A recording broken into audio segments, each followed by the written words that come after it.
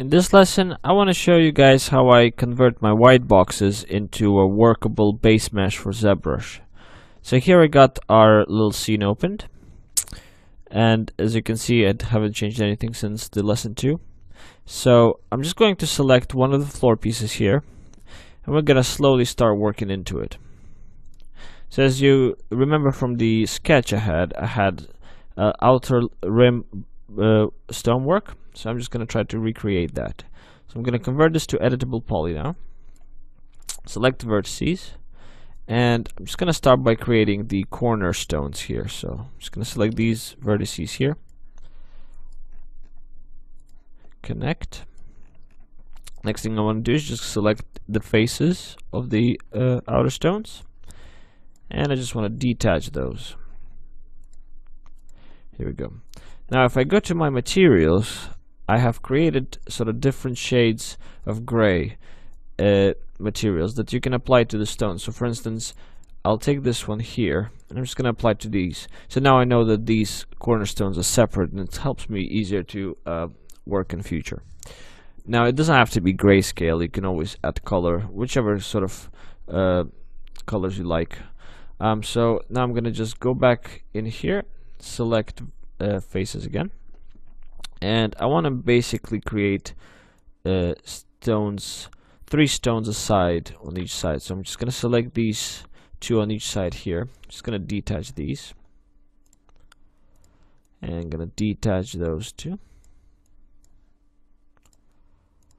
So here I got my outer rim. Again, I'm just going to go into the shaders and apply different materials so I can see exactly what's going on here. So the next thing I want to do is just want to start on the work on the middle here. I'm just gonna select all these vertices here. So there's sort of like a ruby shape in the middle. So I'm gonna connect these. Next thing I want to do is I just want to select faces here. I'm just gonna start selecting the outer faces over here. First I'll start with a bottom right side and top left. Detach again, and once again on the right top and bottom left. You can always come up with cool designs when you start working with the squares. Sometimes I don't even concept those, I just go for it. Now the thing with this square over here is that I sort of wanted to work in 45 degrees angle, but all my grid is sort of still going up vertical and horizontal. So what I want to do is I just want to delete all the edges in the middle here. So what I'll do is I'll just select all the vertices here. I'm just going to click backspace. So here I cleaned it all up. And next thing I want to do is I just want to select these 2 edges over here, and just going to click connect. I want 2 connections.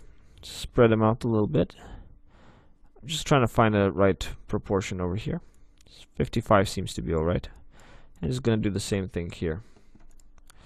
And I'm just going to grab a face tool, detach those corner pieces first. There we go. And then detach the top and bottom here, and top and bottom here. And once again, I'll just go into my shaders and apply all my materials. If you run out of materials, you can always create more. It doesn't actually do any difference. It's basically just for your own reference, so you can see your own design.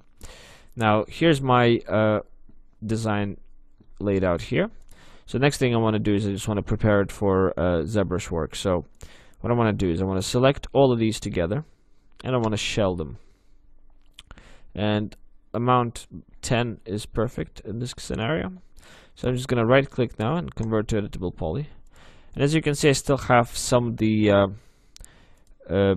stones merged together. So what I want to do is I just want to go one by one and make sure that they all are separate objects.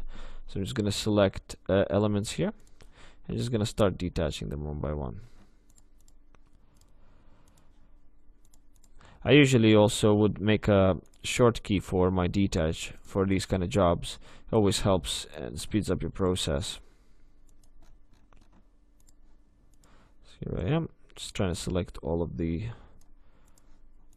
stonework here. Detach.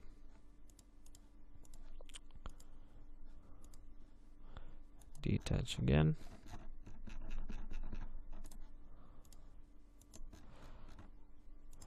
It becomes quite tedious, but it really helps because you don't really want to sit in ZBrush and detach them one by one. It gets a bit annoying. So here we go. And we're almost done. Last bits here. Detach. Detach. Detach. Detach that one as well.